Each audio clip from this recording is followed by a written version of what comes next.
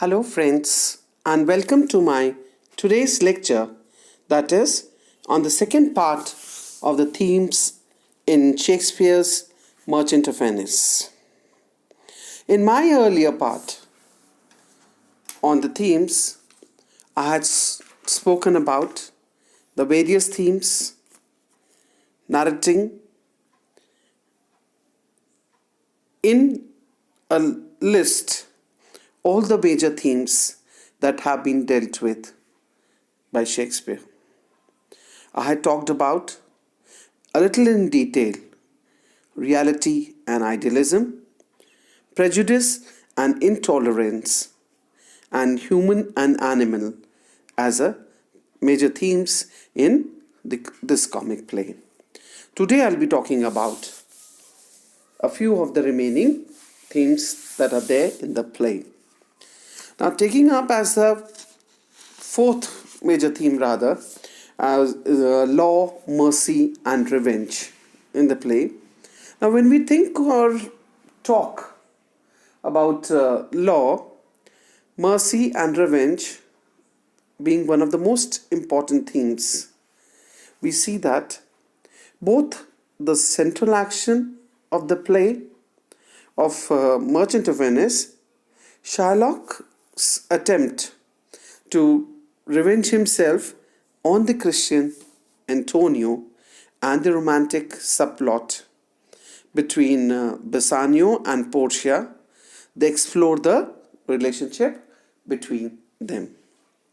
Now, Shakespeare's contemporary, Bacon, had defined revenge as a kind of wild justice, in quotes. So when any individual in person decides to take revenge, he goes against the official justice system. And yet, as the phrase, in quotes, wild justice, unquote, suggests, the revenger is responding to the higher law. Now, when the revenger thinks that the state is incapable of enforcing justice, or it refuses to take justice, then the revenger, as an individual, takes the law into his own hands and acts accordingly. Now, therefore, we see that law and revenge, they are opposed to each other technically, but revenge being illegal, they also overlap. Now, Shylock, who's wishing to claim Antonio's pound of flesh, he exposes the intimate connection between law and revenge, and he seeks vengeance against Antonio precisely by sticking to the letter of law within the Venetian justice system or the judicial system. Now, in the Act 4, Scene 1, the courtroom scene, we see that both the Duke and Portia, they present mercy as one of the best alternatives to law or revenge. Now,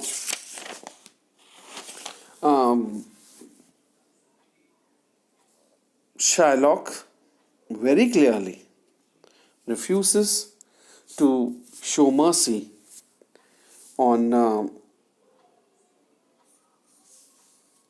Antonio, whereas the Christians in the end, they spare Shylock's life and shows mercy on him. Yet when they spare him, Shylock demands to be killed, as he knows that since all his possessions have been confiscated and his religious identity has also been revoked, he had nothing more left to live for, because now he could no more work as a moneylender, since the Christians were not allowed to practice usury. So to decide who is exactly or actually merciful and who is not is rather very difficult.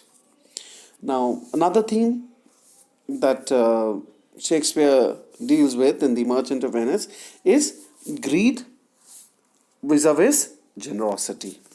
Now, Antonio complains of Shylock as being a greedy person, for he charges interest from those people who borrow money from him in times of need.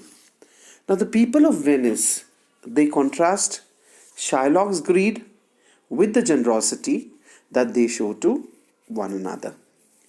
Now, for example, we see that in the play, Antonio's willing to give his complete money and person to Bassanio, and he also helps the other Christians by paying off their debts so that they do not get into Shylock's trap. It appears that even generosity is limitless and has no bounds, like love or mercy. Now, even the play poses a question as to whether friends or lovers do not use their partners for materialistic reasons. For example, why is perpetually indebted Bassanio so intent on wooing Portia? And as we see in the last of the final scene, when Portia's and Nerissa's husband, they give away their wives' rings to someone else, the two of them, they get very wild with anger.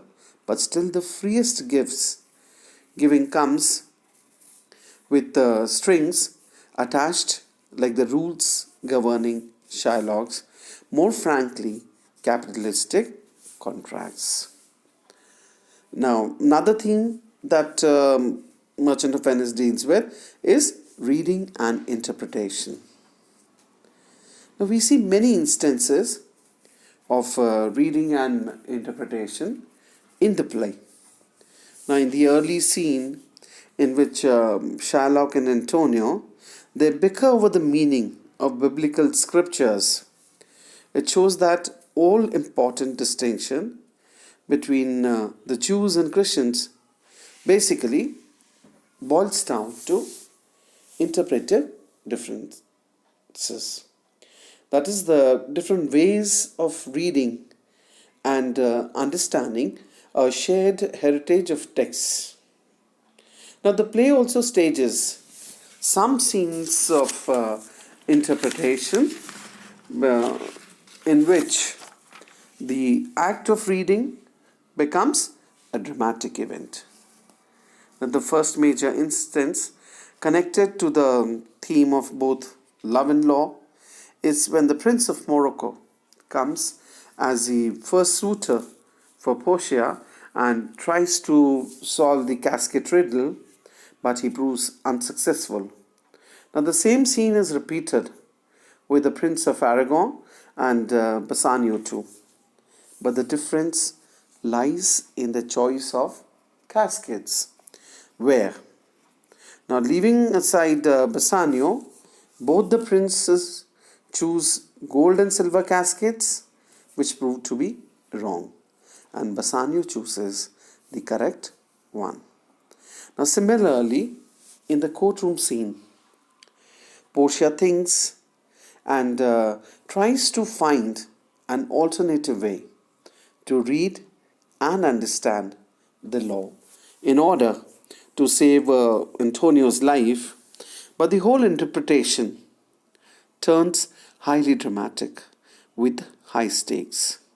Now, this comic play shows that the practice of reading is woven into the structures of prejudice and intolerance, love, law, and justice, and how it is central to everyday life. That's all for now. I'll be coming up with more themes that are there in Shakespeare's The Merchant of Venice. Till then, goodbye and thank you, friends.